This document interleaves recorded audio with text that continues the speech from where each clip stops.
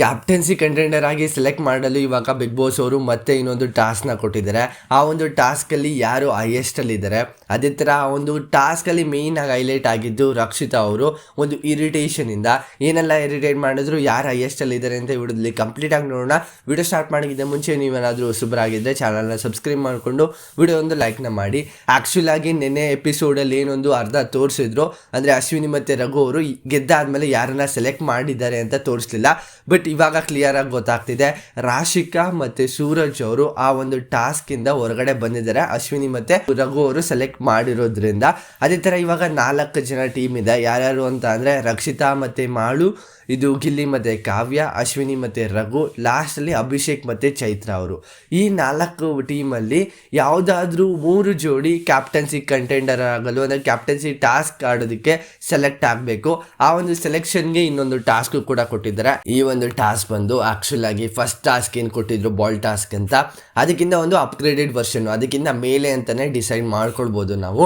ಇದರಲ್ಲಿ ಆ್ಯಕ್ಚುಲ್ ಆಗಿ ಪ್ರೋಮೋ ಪ್ರಕಾರ ನೋಡ್ತಾ ಇದ್ರೆ ರಕ್ಷಿತಾ, ಮಾಳು ಮತ್ತು ಅಭಿಷೇಕ್, ಚೈತ್ರ ಅವರು ಲೀಡಿಂಗಲ್ಲಿದ್ದಾರೆ. ಇನ್ನೊಂದು ಟೀಮು ಟೈ ಆಗೋ ಸಾಧ್ಯತೆಯೂ ಕೂಡ ಇರ್ಬೋದು. ಆ್ಯಕ್ಚುಲಾಗಿ ಸ್ವಿಮ್ಮಿಂಗ್ ಪೂಲ್ಗಳಲ್ಲಿ ಸುಮಾರು ಬಾಲ್ಸ್ ಇರುತ್ತೆ, ಚಿಕ್ಕ ಬಾಲ್ಸ್ ಇರುತ್ತೆ, ದೊಡ್ಡ ಬಾಲ್ಸ್ ಇರುತ್ತೆ. ಆ ಒಂದೊಂದು ಬಾಲ್ಸ್ಗೆ ಒಂದೊಂದು ಪಾಯಿಂಟ್ ಕೂಡ ಇರುತ್ತೆ. ಇನ್ನೊಂದು ಚಿಕ್ಕ ಬಾಲ್ಗೆ ಅಲ್ಲಿ ನನ್ನ ಪ್ರಕಾರ ಜಾಸ್ತಿ ಪಾಯಿಂಟ್ಸ್ ಇರ್ಬೋದು, ಅದೇ ಥರ ದೊಡ್ಡ ಬಾಲ್ಸ್ಗೆ ಕಮ್ಮಿ ಪಾಯಿಂಟ್ಸ್ ಇರ್ಬೋದು. ಯಾರು ಜಾಸ್ತಿ ಬಾಲ್ಸ್ನ ತಂದು ಜಾಸ್ತಿ ಪಾಯಿಂಟ್ಸ್ನ ಕಲೆಕ್ಟ್ ಮಾಡ್ತಾರೋ ಆ ಒಂದು 3 ಜೋಡಿಗಳು ಕ್ಯಾಪ್ಟನ್ಸಿ ಟಾಸ್ಕ್ಗೆ ಸೆಲೆಕ್ಟ್ ಆಗ್ತಾರೆ.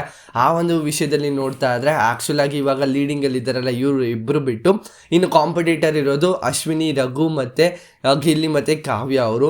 ಆ್ಯಕ್ಚುಲಾಗಿ ಅವರು ಏನೊಂದು ಸ್ಮಾಲ್ ಬಾಲ್ಸ್ ಅಂದರೆ ಚಿಕ್ಕ ಬಾಲ್ಸ್ಗೆ ಟಾರ್ಗೆಟ್ ಮಾಡ್ತಾ ಇರ್ತಾರೆ. ಗಿಲ್ಲಿ ಮತ್ತು ಕಾವ್ಯ ಅವರು ಜಾಸ್ತಿ ಪಾಯಿಂಟ್ ಸಿಗ್ಬೋದು ಅಂತ ಏನೋ ಗೊತ್ತಿಲ್ಲ, ಅದನ್ನು ಅವರು ಪಿಕಪ್ ಮಾಡಿ ಲಾಸ್ಟ್ ಡೆಡ್ಲೈನ್ ಬರೋಷ್ಟರಲ್ಲಿ ಬಿದ್ದೋಗ್ತಾರೆ.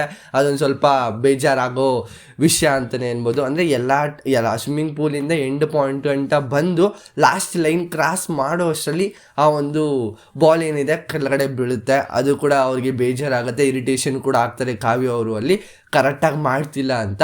ಬಟ್ ಲೀಡಿಂಗಲ್ಲಿರೋದು ಇವರಿಬ್ಬರು. ಇವರನ್ನ ಬಿಟ್ಟು ನನ್ನ ಪ್ರಕಾರ ಗಿಲ್ಲಿ, ಕಾವ್ಯ ಅವರು ಕೂಡ ಸೆಲೆಕ್ಟ್ ಆಗಿರೋ ಚಾನ್ಸಸ್ ಇದೆ. ಅಶ್ವಿನಿ ಮತ್ತು ರಘು ಅವ್ರದ್ದು ಇನ್ನೂ 2 ಬಾಲ್ ಇದೆ, ಗಿಲ್ಲಿ ಮತ್ತು ಕಾವ್ಯ ಅವ್ರದ್ದು 1 ಬಾಲ್ ಇರೋದು. ಈ ಒಂದು ಪಾಯಿಂಟಲ್ಲಿ ಯೋಚನೆ ಮಾಡೋದಾದರೆ ಚಿಕ್ಕ ಬಾಲ್ಸ್ಗೆ ಅವರು ಟಾರ್ಗೆಟ್ನ ಮಾಡ್ತಾ ಇದ್ದಾರೆ, ಅದರಲ್ಲಿ ಜಾಸ್ತಿ ಪಾಯಿಂಟ್ ಸಿಗ್ಬೋದೇನೋ, ಅದನ್ನು ಕೂಡ ಕಲೆಕ್ಟ್ ಮಾಡಿರ್ಬೋದೇನೋ. ಇದ್ರ ರಿಲೇಟೆಡ್ ಆಗಿ ನಾನು ಕಂಪ್ಲೀಟಾಗಿ ಟೆಲಿಗ್ರಾಮ್ ಗ್ರೂಪಲ್ಲಿ ಅಪ್ಡೇಟ್ನ ಮಾಡ್ತೀನಿ, ಡಿಸ್ಕ್ರಿಪ್ಷನ್ ಲಿಂಕ್ ಇರುತ್ತೆ. ಒಂದು 12 ಗಂಟೆ 1 ಗಂಟೆ ಮೇಲೆ ಅಂತ ನೆನ್ಕೊಳ್ಳಿ, ನಾನೇ ಸಂಜೆ ಮೇಲೆ ಆ ಒಂದು ಟಾಸ್ಕ್ ರಿಲೇಟೆಡ್ ಆಗಿ ಅಪ್ಡೇಟ್ನ ಕೊಡ್ತೀನಿ. ಆ ಒಂದು ಟಾಸ್ಕ್ ಮಧ್ಯೆ ಇನ್ನೊಂದು ಇರಿಟೇಷನ್ ಕೂಡ ಆಗುತ್ತೆ. ಅದು ಯಾರೂ ಅಲ್ಲ, ಇದು ರಕ್ಷಿತಾ ಮತ್ತು ಮಾಳು ಅವ್ರ ನಡುವೆ. ಅವರು ಒಂದು ಫೌಲ್ ಮಾಡಿರ್ತಾರೆ, ಆ ಒಂದು ಫೌಲ್ನ ಉಸ್ತುವಾರಿಯಾಗಿ ಧ್ರುವಂತವರು ಫೌಲ್ ಅಂತ ಅಂದಾಗ ಆಯಿತು ಬಿಡಿ ಇಲ್ಲ ನಾನು ಮಾಡೇ ಇಲ್ಲ ಆ ಫೌಲ್ನ ಅಂತ ಹೇಳ್ಕೊಂಡು ತುಂಬ ಇರಿಟೇಷನ್ನ ಕೊಡ್ತಾರೆ. ನೀವು ಅದನ್ನು ಎಕ್ಸ್ಪ್ರೆಸ್ ಮಾಡೋಕ್ಕೂ ಕೂಡ ಆಗೋದಿಲ್ಲ ಇಲ್ಲಿ, ಆ ಥರ ಒಂದು ಇರಿಟೇಷನ್ ಕೂಡ ಮಾಡ್ತಾರೆ. ಆ ಒಂದು ಕೋಲ್ನ ಇಟ್ಕೊಂಡು ಸ್ವಿಮ್ಮಿಂಗ್ ಪೂಲ್ಗೆ ಹೊಡಿಯೋದು, ಅಲ್ಲಿ ಧ್ರುವಂತವರು ಕೂಡ ಇರ್ತಾರೆ, ಮೈಕು ಕೂಡ ಇರುತ್ತೆ.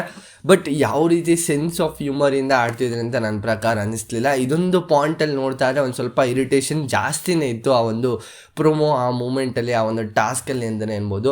ನೀವು ಆ ಒಂದು ಪ್ರೊಮೋ ನೋಡಾದ್ಮೇಲೆ ಡಿಸೈಡ್ ಮಾಡಿ ಏನಾದರೂ ಇರಿಟೇಷನ್ ಇತ್ತಾ ಇಲ್ವಾ ಅಂತ. ಇದಿಷ್ಟು ಒಂದು ಪ್ರೊಮೋ ರಿವ್ಯೂ ಆಗಿರುತ್ತೆ. ಈ ವಿಡಿಯೋ ನಿಮಗೆ ಇಷ್ಟ ಆಗಿದೆ, ಒಂದು ಲೈಕು, ಶೇರು, ಕಮೆಂಟು, ಸಬ್ಸ್ಕ್ರೈಬ್ ಮಾಡ್ಕೊಂತ ನೋಡ್ತಿರೋರು ದಯವಿಟ್ಟು ಸಬ್ಸ್ಕ್ರೈಬ್ ಮಾಡ್ಕೊಂಡು ಸಪೋರ್ಟ್ ಮಾಡಿ ಅಂತ ಹೇಳ್ತಾ ನೆಕ್ಸ್ಟ್ ವಿಡಿಯೋಲ್ಲಿ ಸಿಗೋಣ. ಬಾಯ್, ಥ್ಯಾಂಕ್ ಯು, ನಮಸ್ಕಾರ.